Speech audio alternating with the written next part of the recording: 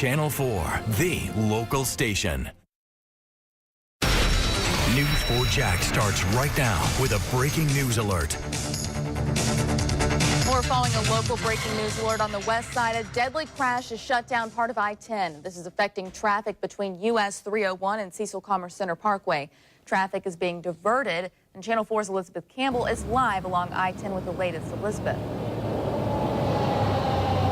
Well, Ashley, we are off of I-10 westbound underneath the Chafee Road overpass, and right now there's not really many traffic issues because it's still early, but all lanes are blocked. Take a look behind me. You can see we've got a JSO patrol car here that's blocking off part of the road, but they've also got cones lining the far right lane of I-10 westbound before exit 351, which is the Chafee Road exit. And this is where people are getting forced to get off and take the detour. Now we have some more video that gives you a better idea of what exactly this scene looks like. This crash, according to the Florida Highway Patrol's website, happened around midnight, and also according to FHP, this is a deadly crash.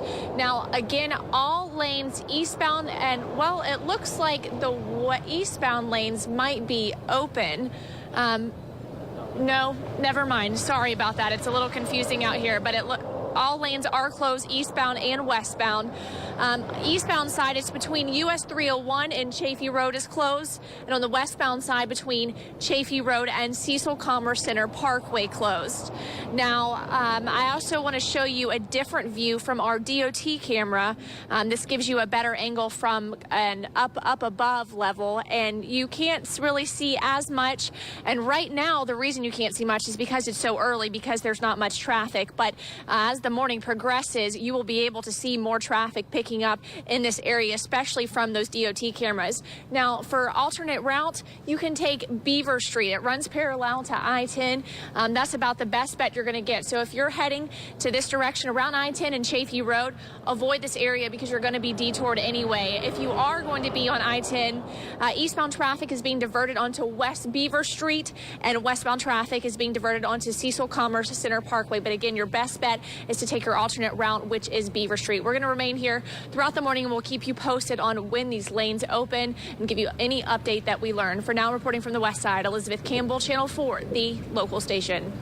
Thank you so much, Elizabeth. And just a reminder to you drivers out there, just be patient, because anytime it's a fatal accident, it will take a while. And as she said, West Beaver Street, also known as US 90, will be your best alternate route. Now, Richard, we do want to talk about the forecast today. What an amazing morning again. I am loving it. Feels like fall. That's the messages that I was receiving, email as well as Facebook. People are loving these cooler temperatures. They weren't so happy with yesterday's late day, still in the 60s. I think it was the lunch hour, and we were still around 64 degrees. We topped out at 71. Those clouds put a booger in the forecast there, as we wanted to see temperatures around 78 degrees. So we topped out in the 70s, but it was cooler. Outside right now, 67. That's St. Augustine, the Flagler College Cam, and you can see on the screen right here, 64 degrees as we sit in Jacksonville. We still have that north and northwesterly flow. It was pretty nice for the waves that were coming in, but what we'll see here for today is the wind making a little bit of a shift to the north, and that's going to give us breezy northerly conditions. Not as much rain in the forecast for today, but that is going to change as we move into Friday and the weekend. We'll have that coming up here in just about 10 minutes. Our current radar sweep, and it looks like our card is once again going to have to get reset. Here's that image is jumping, means that we've got a little video interference there. 4 miles visibility way across Valdosta, 9 right now for St. Augustine. Palatka sitting at 6 miles visibility. Elsewhere it's looking pretty good, but it is cool and damp. Temperature dew points coming together. That's a good recipe for the fog. Here's where the frontal boundary sits. What we'll see in the coming hours is that northerly flow turning into a strong east and northeasterly push. So what we'll see offshore begins to make a migration back to the coastline and even into our inland areas. Nearly widespread 60s. The holdout here is Fernandina sitting at 70 degrees, and our temperatures, if you liked yesterday, you'll like today even more. Light jacket type weather. We're 3 degrees cooler in Jacksonville. How about this? 8 to 9 degrees cooler right now, St. Augustine and Palatka. So our forecast for today in those lower 70s by the time we hit 10. We still have the clouds outside. So again, it's a little bit of a gamble to try to get these temperatures into the 80s, but I'm thinking the clouds will start to thin a little bit with that northerly flow, and that should allow the warmth to settle through. Late in the day, a slight chance for some showers. That continues overnight into what I was talking about Friday, which will be a much broader chance to see that wet weather. We'll have that in your full weather forecast in 10 minutes. Ashley, back to you. Thank you, Richard. Now to the retrial of Michael Dunn. After 3 days of questioning, a jury has been selected, and later today, opening statements will begin. 12 jurors and 4 alternates were picked in the case, and they'll decide if Michael Dunn is guilty of first-degree murder in the shooting of the death of 17-year-old Jordan Davis. Now, 12 jurors are made up of 8 men and 4 women. 10 are white, 2 are black. Channel 4's Scott Johnson spoke with 2 legal experts about how the trial could be different from last. As Jordan Davis's family left court tonight, I heard from Jordan's mom that she's just happy this first phase of Michael Dunn's retrial is over now that a 12-person jury has been selected. I'm just ready to move forward. Thursday morning opening statements will begin, and attorney Rhonda Peoples-Waters believes while a lot of the evidence will be the same in this retrial, Michael Dunn has a new defense team who she believes will tackle his defense differently. Immediately, Judge Healy will start with the opening statements, which I understand will begin in the morning, and that's where the state will begin by just laying out their facts of the case, and then the defense will start. And I can expect that in the morning, the first persons that the state are going to call are pretty much going to be those same exact witnesses they called the last time. She says the defense will likely first speak with the other teens in the SUV that Michael Dunn shot into, killing Jordan Davis. We're also hearing there may be some new defense witnesses, like a pastor from First Baptist Church and a man who was in county lockup with Dunn.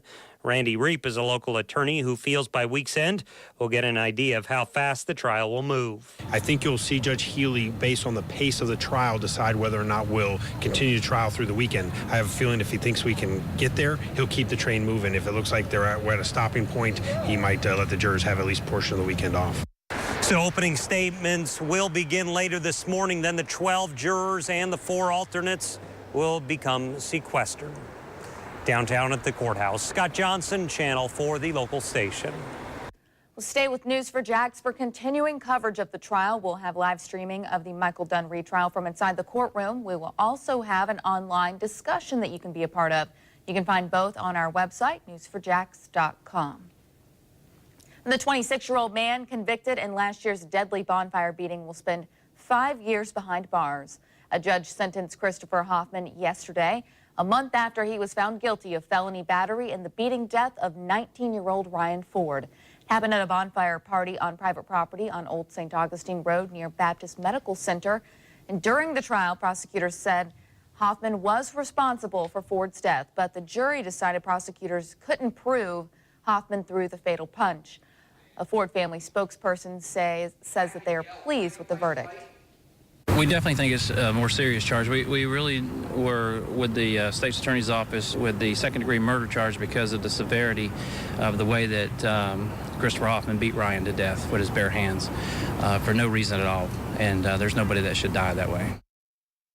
A man named Robert Klein is also charged. He's charged with a misdemeanor battery in Ryan Ford's death. Now, Klein's attorney has filed a stand your ground petition saying Ford was the aggressor that night. A hearing has been scheduled for next month.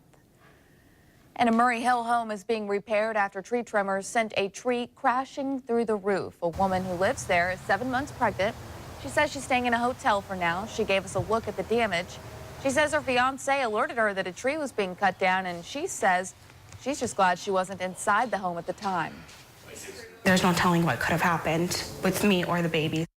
It's going to be a struggle. It's going to be a struggle, but God never gives us anything that we can't handle.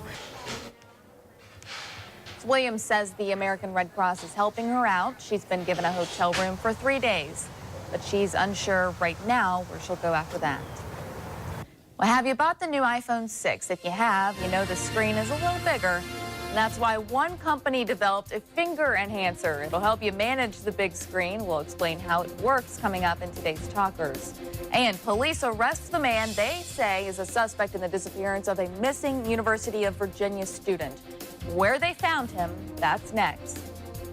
Like WJXT4, the local station.